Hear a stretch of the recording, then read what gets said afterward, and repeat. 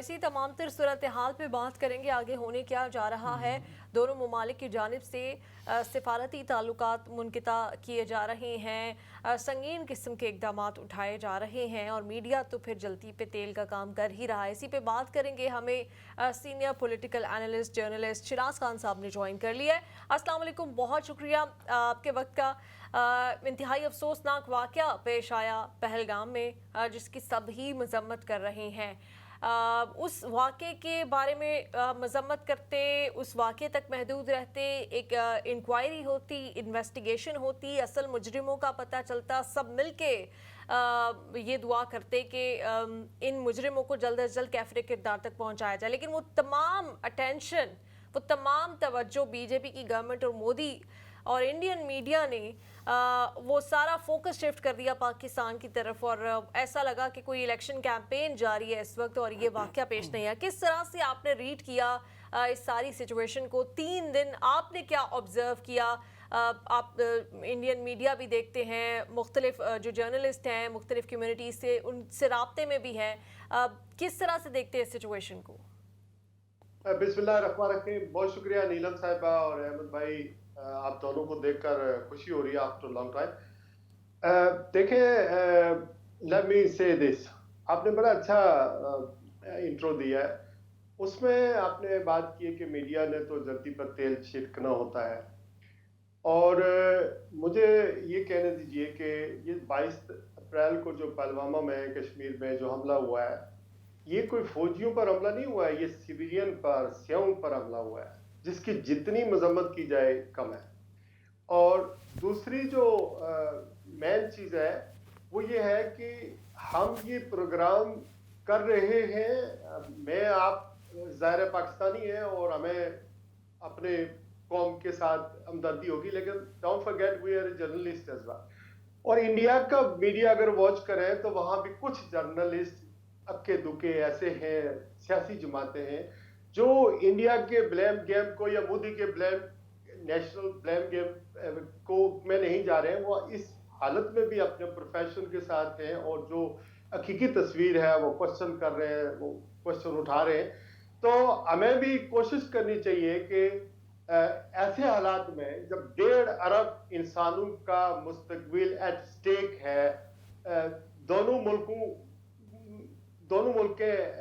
जो है वो एटमी ताकतें हैं और इंडिया के बहरी बेड़ा कराची के साहिल पर पहुंचा हुआ है और खबरें ये सुजेस्ट कर रही हैं कि उनके जो एटमी जो शिप है वो भी मूव कर चुकी है। तो ये चीजें जब सामने हों, आमने सामने हों और फिर पूरा पाकिस्तान और इंडिया आपस में आई टू आई है, यानी बॉर्डर इस तरह तकसीम हुआ 1947 के अंदर, फिर ये बैटल कश्मीर में लड़ी जाएगी। जब भी हुआ तो एलओसी एक ऐसी कमजोर हमारी लाइन ऑफ कंट्रोल है जहां उधर भी कश्मीरी मरते हैं और इधर भी कश्मीरी मरते हैं, यानी पाकिस्तान मारे तो वो भी उधर उस तरफ भी कश्मीरी है और इंडिया मारे तो उस तरफ भी कश्मीरी है। Where I belong to, sadly, जहां से हमने और हमारी फैमिली ने डबल माइग्रेट किया हुआ है, बल्कि ट्रिपल माइग्रेट, यूके आने के बाद तो ट्रिपल माइग्रेट हो गए।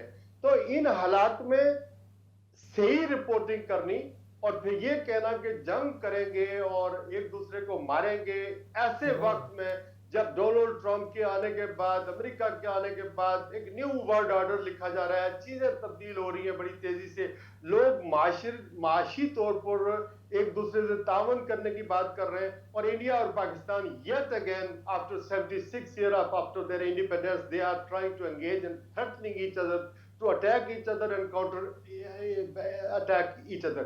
और ये जो दरिया बहते हैं ये कश्मीर से बहते हैं और इनका हमारे 1960 से सिंध ताज मायदा है, फिर हमने शिमला एग्रीमेंट किया आफ्टर 71 की वॉर के बाद 1972 में। वो एग्रीमेंट क्या था कि इन सारे मसाइल को हम बायलैटरली हल करेंगे, इसके अलावा 40 हमारे मायदे हैं, वो सब तोड़ देना और ये कहना जंग कैसा माहौल पैदा करना। और फिर इंडियन प्राइम मिनिस्टर ये कह रहे हैं, बिहार में कानून ने ये कहा है, धमकी दी है, दुनिया को भी दी है और फिर पाकिस्तान को भी दी है, नाम तो नहीं लिया, कि हम टेररिस्टों को आइडेंटिफाई करेंगे और मारेंगे और उनके कल्प्रिट को भी मारेंगे। आपने पहले आइडेंटिफाई करने थे, उसके बाद आपने पाकिस्तान पे ब्लेम करना था, उसके बाद आपने पाकिस्तानियों के वीजे कैंसिल करने थे, उसके बाद आपने ट्रेड सारा जो है वो मनसूख करना था, उसके बाद सिंध मायदा खत्म करना था। Fact of the matter is के आप पहले अपनी कौम को तैयार करते हैं, एक पूरा माहौल बनाते हैं हमारे खिलाफ या पाकिस्तान के खिलाफ, और पाकिस्तान फिर ऑब्वियसली टिट फॉर टैट वाली बात है। मैं नहीं कहता हूं कि पाकिस्तान को रेस्ट्रेंट शो करना चाहिए था, पाकिस्तान का रिस्पांस इससे भी स्ट्रॉन्ग आ सकता था। पाकिस्तान को ये सारे इकदाम करने के बजाय अक़वाम मुत्तहिदा के प्लेटफॉर्म पर खड़े होकर उस प्लेटफॉर्म को यूज करना चाहिए था। OIC की मीटिंग बुलानी चाहिए थी, पाकिस्तान के अंदर ऑल पार्टी कॉन्फ्रेंस बनानी चाहिए थी, फिर उसके बाद ये मेजर लिए जाते और ये चीजें होती। लेकिन बहरहाल अगर जंग का माहौल है तो हमारी तो यही रिक्वेस्ट है, इल्तिजा है, अपील है कि जंग ना हो। और दूसरी जो मैं एक अहम बात करने लगा हूं ये है कि नीलम, मैं आप या कोई भी यहाँ पर यूके, यूरोप, अमेरिका में हम एक दूसरे के साथ Indians Pakistani side by side रहते हैं और एक दूसरे के साथ मुकम्मल इंटीग्रेशन में है। हम एक दूसरे, हमारे डॉक्टर कई इंडियंस हैं, हम उनके, हमारे बच्चे उनके डॉक्टर्स हैं, बिजनेस इकट्ठे करते हैं। तो हमारी यहाँ पर इंडिया और पाकिस्तान की सियासत की वजह से यहाँ पर हमारे तल्लुकात एक दूसरे के साथ, नेबर के साथ यकीनी तौर पे शराज साहब बिल्कुल। और वो तो हम जब चाहे कोई क्रिकेट मैच का मामला हो या उस तरह के भी बाज़ यहाँ पे तलखियाँ पहुँच जाती हैं जो नहीं पहुँचनी चाहिए। अच्छा शराज खान साहब, इंडिया के अगर पॉइंट ऑफ व्यू से देखें तो क्या फ़ायदा होगा पाकिस्तान के ऊपर इतने इल्ज़ामात लगाने का? अभी हमला हुए हुए शायद 1 घंटा भी नहीं गुजरा था, हमने देखा कि मीडिया के ऊपर खुद कुछ सरकारी हलकों की जानिब से पाकिस्तान के ऊपर इल्ज़ाम तराशी जो है उसका आगाज़ कर दिया गया। फिर फौरी तौर पे जैसे आपने भी कहा कि अभी हमलावरों की शनाख्त भी नहीं हुई थी, उससे पहले ही माहौल वहाँ पे बन चुका था। और फिर ये जो सफारती ताल्लुकात के हवाले से बयान आ गया, सिंध तास माहिदे के हवाले से बयान आ गया इंडिया की जानिब से, तो इंडिया इस तमाम इतनी तेज़ी से जो पाकिस्तान के हवाले से तमाम उसने अमल किए, जिसके रद्द-ए-अमल फिर पाकिस्तान ने भी इक़दाम किए, तो इंडिया इससे क्या हासिल करना चाहेगा? मेरे ख्याल में कुछ भी हासिल नहीं करना चाह रहा है। ये एक पहले से उन्होंने कोई प्लानिंग थी। नोटिस तो आपको पता 2023 में भी हमें सिंध तास माहिदे के अंदर इसको कुछ शिक्के इसकी तब्दील करने के बारे में पाकिस्तान की हुकूमत को मिली हुई थी और उसका उन्होंने मेरे ख्याल में पाकिस्तान की हुकूमत ने जवाब दिया या नहीं दिया, लेकिन ये नोटिस पहले भी था और इंडिया ने ये इंटेंशन पहले से शो की हुई थी। और ये भी मोदी साहब का बयान ऑन रिकॉर्ड है कि पानी और खून एक साथ नहीं बह सकते। तो इस तरह की बातें और इंटेंशन उनकी नजर आती थी। लेकिन मैं सिर्फ ये कहता हूं कि अगर जाफर एक्सप्रेस पर हमला होता है तो पाकिस्तान की गवर्नमेंट की नालायकी ये है कि आपने आइडेंटिफाई कर लिया, फिर आप उस केस को कहीं बाहर नहीं लेके गए। आपके खैबर पख्तूनख्वा में लोग मारे जाते हैं, चीनी इंजीनियर के ऊपर हमला होता है, तो आप खुद DGISPR हमारी हुकूमत कहती है कि इसके ताने बाने इंडिया से मिलते हैं, लेकिन आप इंटरनेशनल प्लेटफॉर्म के ऊपर क्यों नहीं अपने मुकदमात और इस तरह के इल्जामात लगाते जिस तरह इंडिया लगा रहा है। और एक बात और है कि ये कहा जाता है कि इंडिया इन कन्वेंशनल वॉर में और इकोनॉमी में और ये चीजों में पाकिस्तान से बहुत बड़ा है। लेकिन मैं आपको ये कहता हूं कि मैं पाकिस्तान की मौजूदा हुकूमत के ऊपर या कोई भी हुकूमत हो जो गलत करती है उसके ऊपर हमेशा क्रिटिक कर रहा हूं, तनकीद करता हूं, अपने अस्करी क़यादत पर तनकीद करता हूं। रिसेंटली 2-3 सालों में जो कुछ हुआ है, लेकिन पाकिस्तान की जो मसल्ह अफवाज है, ये जो पाकिस्तान की कौम है, वो पूरी तरह उसका जवाब देने के लिए तैयार है। और एक और बात की जाती है कि पाकिस्तान इंफीरियर है, यानी सुपीरियर नहीं है, इंडिया को एज है। लेकिन ये बात ना भूलें कि पाकिस्तान की मैशत हमारी कमजोर है, ठीक है, वो हम लोगों को नुकसान तो उसका होगा, लेकिन पाकिस्तान को होगा। लेकिन एट द सेम टाइम जो आर्मी का बजट है, उन्होंने तो अपने 5-7 साल के लिए मुख्तलिफ तरीकों से अपने बजट भी उन्होंने रखा हुआ है, अपनी एबिलिटी को भी बढ़ाया हुआ है। लेकिन ये जंगें जो है आपके वो पुराने कारतूसों से या राइफलों से तो नहीं उठती है ना। ये जब ऑपरेशंस होते हैं या अटैक एक दूसरे के ऊपर होते हैं तो लेवल ऑफ जो अम्युनिशन होता है वो बढ़ाया जाता है, यानी किस लेवल पर वहां से फायरिंग हो रही है, किस लेवल पर इधर से फायरिंग होगी। तो ये चीजें जब होती हैं, और फिर एक और बात भी है, मैं सदर आरिफ अलवी के रिसेंटली एक प्रोग्राम में लंदन में अटेंड किया, उन्होंने बड़ा कैटेगरी, और शहजाद अकबर भी बहुत है, उन्होंने ये कहा कि डोंट फॉरगेट कि हमारे साथ जो कुछ होता है हो रहा है एज ए जमात, वो तो है इमरान खान की पॉपुलरिटी 90%, वो कह रहे हैं चलो 90 ना कहे 50 कर लें, लेकिन पीटीआई या पाकिस्तानी कौम जो है वो जब दुश्मन के मुकाबले में या इंडिया के मुकाबले में कोई जारियत होती है या किसी भी मुल्क के खिलाफ वो हमारे खिलाफ कुछ जारियत करता है तो हम we are all in one. और अच्छा है कि जो बिल्कुल शिराज खान साहब, इसी वजह से पाकिस्तान की जो सिक्योरिटी फोर्सेस या इस्टेब्लिशमेंट जो मुक्तदिर हल्के हैं, आज उन्होंने ट्विटर भी पाकिस्तान में खोल दिया है। अल्हम्दुलिल्लाह, मुबारक हो आपको। जी जी, ये तो उनको पता चल गया कि जो काम अवाम नहीं एंड में आना होता है, वो आपकी जंग लड़ रही होती है सोशल मीडिया पे, जो एक फेक प्रोपेगेंडा, एक नैरेटिव बिल्ड किया जा रहा होता है, उसका मुकाबला अवाम ही करती है। कम से कम मुबारक हो आपको। एक और खैर मुबारक। ये तो मैं और आप दोनों ये यहाँ मुद्दा उठाते रहे अहमद भाई भी। एक और बात कि इस वक्त जो एक साहब चिड़िया उनके पास होती है, उन्होंने एक प्रोग्राम किया, उसमें बांगे दुल का है कि इस वक्त कोई ऐसा लीडर नहीं है पाकिस्तान का जो जिसको संजीदा लिया जाए आलमी सतह पर, कंपैरेटिवली इमरान खान के, और जो इसराइल को के बारे में बात कर सके, जो इंडिया को जवाब दे सके अपार्ट फ्रॉम इमरान खान। तो फिर 4 जनरल्स कोशिश करते हैं उनसे मुलाकात करने के लिए। आई होप कि जिस तरह ट्विटर आजाद हो गया उसी तरह इमरान खान भी आजाद हो और एक कौम। और एक बात और, मेरे मुंह में खाक, एक जो मैंने सारी खबरें वॉच की हैं, इंडिया के लोगों के साथ भी राब्ते हैं, वहां टेलीफोनिक तौर पर जो राब्ते किए हैं, अपनी जो मेरी मालूमात है, ये 2-3 दिनों से पता है टीवी पर 10 ये प्रोग्राम भी चल रहे हैं, मैंने अपना भी प्रोग्राम करता हूँ, तो मेरी मालूमात के मुताबिक India is not going thinking that India will attack Pakistan. India will definitely, they have decided and they will attack Pakistan. In that case, आपको सबसे बड़ी मार जो पड़नी है वो कौमी यकजहती के हवाले से पड़नी है।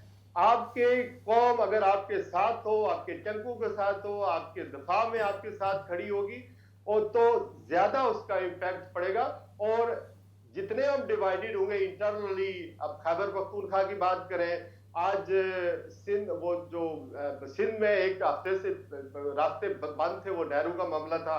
इसके अलावा बलूचिस्तान में धरना जारी है। इसी तरह खैबर पख्तूनख्वा में जो कुछ हो रहा है, आपके मुल्क के अंदर जो हालात हैं, वो हमारे नेशनल टीवी जितने भी हैं वो तो इन चीजें नहीं बताते हैं, लेकिन मुल्क में इंटरनली प्रॉब्लम्स हैं। उन सारी फॉल्ट लाइन को हमने बंद करना है अगर आपने किसी का मुकाबला करना है। और हमारी तो ये दुआ है और ज़रा ईमान भी है कि जब जंग होती है तो फिर उसमें बेगुनाह भी मारे जाते हैं, ये शहरी भी मारे जाते हैं। और आई होप के ये कश्मीर के सरजमीन के ऊपर ना लड़ी जाए, बल्कि आप अपने इंटरनेशनल बॉर्डर पर लड़े। ये कहीं भी ना लड़ी जाए, न्यूट्रल वैल्यू कहीं भी ना लड़ी जाए। लेकिन ये जो पुअर कश्मीरी हैं जो बार बार बिल्कुल ये वहां जो चौकियां बनी हुई हैं, यकीन करें मैं उन चौकियों पर गया हुआ हूं, उन चौकियों पर इंसान खड़ा नहीं हो सकता जहां पर हमारे सिपाही और हमारे जो मिलिट्री के लोग वहां पर पहरे देते हैं, अपनी ड्यूटियां 4-4 घंटे की देते हैं और फिर वहीं पर बंकर बने हुए हैं, वहां पर रहते हैं। वहां इंसान की जिंदगी पॉसिबल नहीं है, वहां लिविंग यानी वहां कुछ भी नहीं है, लेकिन वो खड़े होकर अपने मुल्क के दफा के लिए वहां पर खड़े हैं। बिल्कुल शिराज साहब, यकीनन इसमें कोई शक नहीं। अच्छा, कश्मीर के हवाले से आपने बात की और इन तमाम मामलात में सबसे ज़्यादा सफ़र तो कश्मीरियों को ही करना पड़ता है, दोनों तरफ के जो कश्मीरी हैं, इसमें भी कोई शक नहीं। हमने देखा हालिया जो मामला हुआ उसके बाद 1500 से ज़ायद अफराद को कश्मीर में हिरासत में ले लिया गया भारत की जानिब से। हमलावर तो शायद 3 या 4 ही थे और वो कहाँ से आए थे अभी उसका भी तयन नहीं हुआ। फिर हमने देखा कि कुछ जो घर हैं उनको मुस्मार किया गया। तो ये जो इंडिया साइड में जो कश्मीर है, ख़ास तौर पे मकबूजा कश्मीर, उस पर जिस तरह से लोग सफ़र कर रहे हैं, तो वो किस तरह से आप उस हवाले से क्या कहेंगे कि ये तो कहीं पे भी कोई मामला होता है कश्मीरियों के ऊपर, एक तो उनकी सियाहत जो है उसको टारगेट किया गया और उसके बाद फिर जो कश्मीरी अवाम है अब गिरफ्तार भी और घरों को मुस्मार भी उन्हीं के किया जा रहा है। ये हम तो मकबूजा कश्मीर की बात में 2019 जो इक़दामात हुए हैं और उस वक्त जनरल बाजवा साहब की और इमरान खान साहब की हुकूमत थी, उस वक्त जो 5 अगस्त 2019 को इकदामात हुए, उस वक्त अगर हम कुछ जवाब देते और उस वक्त हम कोई अपना मुकदमा लड़ते, तो आज ये कश्मीर की ये हालत ना होती, कश्मीरियों की ये हालत ना होती। उस वक्त यहाँ लंदन में और दुनिया में मुजाहरे तो हुए, लेकिन इनफैक्ट पाकिस्तान के अरबाब अख्तियार ने कोई जवाब नहीं दिया। वो तो एक आप ये समझ लेंगे गुंतानामो बे है दूसरा मकबूजा कश्मीर, वहां बच्चों को टारगेट किया जाता है। वहां आपको पता है अभी रिसेंटली इलेक्शन हुए हैं, और जिस तरह इलेक्शन हुए उसको भी हमने कवर किया। फिर जो जोग्राफिकली जो डायनामिक्स हैं वो तब्दील किए गए हैं। इट मींस के जो स्टेट ऑब्जेक्ट की हडल्स होते थे, यानी आर्टिकल 370 और 35A के तहत,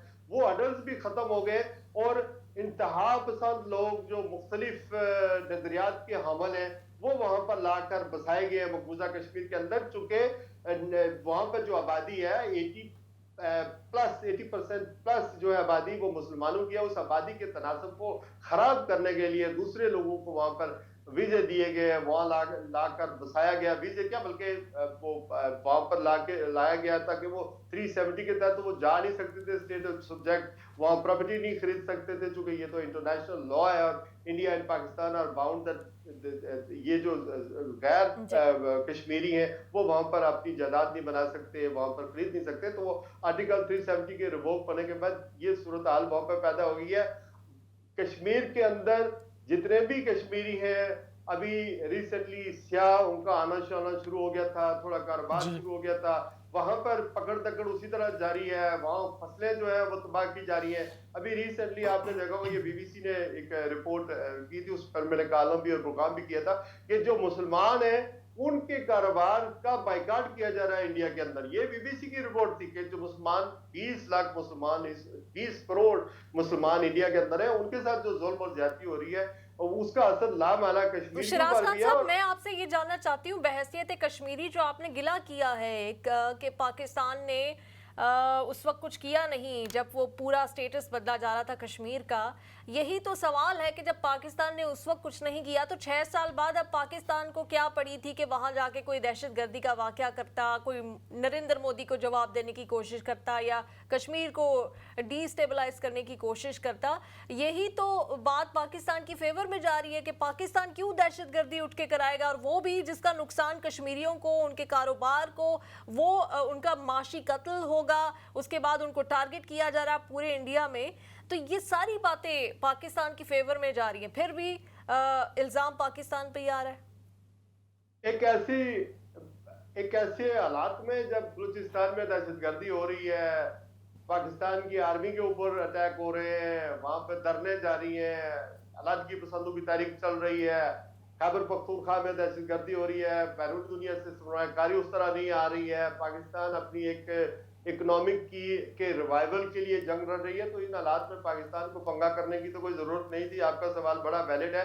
यही तो झूठ है जिसको बेनकाब करने की जरूरत है। अगर पाकिस्तान इसको, मैं कहता हूं कि अक़वाम मुत्तहिदा के प्लेटफॉर्म पर लेके जाए। मुझे 22 तारीख को ये मेयर ऑफ ब्रेंट ने एक शील्ड दी थी अप्रिसिएशन की, तो उस दिन मैंने वहां पर कुछ लोग थे 20-25, मैंने इसको कंडेम किया था और ये डिमांड की थी कि ये चीजें एस्केलेट होंगी और it needs to be investigated. जब मोदी साहब खुद ही कल बिहार में कह रहे हैं कि हम उनको आइडेंटिफाई करेंगे, फिर पकड़ेंगे, फिर उनको सजा देंगे, तो इट मींस कि आपने आइडेंटिफाई तो किया नहीं, पकड़ा भी नहीं, तो आप इल्जाम कैसे पाकिस्तान के ऊपर दे रहे हैं? और फिर आप सिंध ताज माहिदा खत्म करके मुलतवी करना चाह रहे हैं। आपके पास क्या वो पानी स्टोर जो 5 दरिया आते हैं कश्मीर से, जो वो सिंध दरिया सतलुज जो है वो पाकिस्तान पानी इस्तेमाल करता है, चनाब करता है।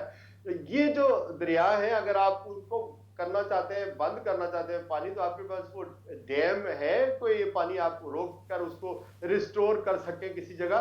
तो ये बेसिकली धमकियां हैं और आई होप कि ये धमकियां ही रहे और इसमें कोई सीरियस किस्म की जो उनकी इंटेंशन तो यही नजर आती है। और फिर आपने देखा कि मुसलमानों के घरों पर भी हमले शुरू हो गए, मुसलमानों के खिलाफ मुजाहरे भी हो रहे हैं, पाकिस्तानियों के बैरूनी दुनिया में जो एम्बेसी है पाकिस्तान की, उनके खिलाफ भी मुजाहरे हो रहे हैं, इंडियंस कर रहे हैं। तो ये बेसिकली एक वॉर बन गया, या मीडिया जिस तरह आपने कह रहा है इस तरह का माहौल है, और इसमें आई होप के सेंस विल परवेल, और उसमें सबसे ज्यादा जो है वो नुकसान तो ज़ाहिर है हमारा तो होगा, इंफीरियर, अगर वो आबादी की बात करें या इकॉनमी की बात करें। शहराज खान साहब, ये जो हम इंफीरियरिटी की बात करते हैं ना कि पाकिस्तान आबादी में कम है, रकबे में कम है, लेकिन बजट तो, डिफेंस बजट तो हमारा पूरा है, फौज भी पूरी है, वेपन्स भी पूरे हैं, न्यूक्लियर जो प्रोग्राम है वो भी बराबर का है, उसमें हम मतलब इंफीरियर नहीं है। तो अगर इंडिया ये सोच के आ रहा हो कि इनकी मईशत ठीक नहीं है, मईशत ने मुकाबला नहीं करना, फिलहाल जब जंग होगी तो फिर असलहे का मुकाबला असलहे ने करना है, वो पाकिस्तान ने हमेशा से तैयारी पूरी रखी हुई है। चाइनीज यूक्रेन है, उसके ऊपर रशिया ने हमला किया था, तो ज़ाहिर यूक्रेन का नुकसान तो हुआ, लेकिन रशिया का भी तो बहुत बड़ा नुकसान हुआ है। तो जंग में फंसा हुआ तो है, फतह तो नहीं कर सका ना, यूरोपियन ने उसकी मदद की, अमेरिका ने मदद की, जो भी है, लेकिन फतह तो नहीं कर सका। तो इसी वजह से अगर जब जंग होती है तो ज़ाहिर है जो अटैक करने वाला होता है उसको भी नुकसान होता है, लेकिन हमारी तो कोशिश यही होनी चाहिए कि हम उस माहौल से पीछे हटें। पाकिस्तान को आज भी मैं समझता हूँ कि हमारे प्रॉब्लम तो ये है कि हमारे दरमियान जो पाकिस्तान ने जो इक़दाम किए हैं, वो जो अगर पाकिस्तान ने एयर स्पेस जो है उसको राहदारी को बंद कर दिया, तो इसका तो मेरे ख्याल में इंडिया को बहुत बड़ा नुकसान होगा। हमारी जो दूसरी जो नुकसान रहने वाला है वो तकरीबन 1 अरब के नजदीक जो है वो नुकसान है। हमारी तजारत होती है $1 अरब के करीब, इंडिया के साथ जो तजारत पे लेन देन होता था। बॉर्डर बंद है, बंद कर दिया गया है, उन्होंने भी बंद कर दिया है। दूसरी सबसे जो अहम बात है वो ये है कि एक जमाने में, ज़िया-उल-हक के जमाने में भी बड़ी टेंशन होती थी, लेकिन एक ट्रैक टू डिप्लोमेसी होती थी। जो सिविलियन थिंक टैंक थे, अदाकार थे, वो एक दूसरे के मुल्कों में जाते थे। आजकल मसला यही है कि पाकिस्तान और इंडिया के दरमियान ट्रैक टू क्या, बल्कि कोई ड्रामा, क्रिकेट भी उन्होंने रोक दी थी। ये सारी चीजें अब खत्म हो गई हैं। तो आई होप के कोई इंटरनेशनली, कोई यूके, यूरोप, अमेरिका ने तो कहा है कि दोनों को रिस्ट्रेन करें, और ये भी खबर शायद आपको मिल गई होगी कि आज यूनाइटेड नेशंस जो यकीनी तौर पे शहराज खान साहब, बिल्कुल यूनाइटेड नेशन के तर्जुमान ने भी कहा है, और कोई इंटरनेशनल एक्टर ही शायद अब एक्टिव हो तो दोनों जो ममालिक हैं उनको थोड़ा सा बहम गुत्था होने से बचा सके। बिल्कुल आपकी बात बजा है। हम दुआ गो हैं कि ये जो जंग के शोले हैं ये मज़ीद ना भड़कें, वहीं पर जो है वो रुक जाएं। बहुत शुक्रिया शहराज खान साहब, थैंक यू वेरी मच, आप हमारे साथ मौजूद रहे। नाज़रीन, एक ब्रेक का वक्त है, ब्रेक पे जाएंगे और वापस आके मज़ीद कुछ अहम मामला हैं उनके ऊपर गुफ्तगू करेंगे।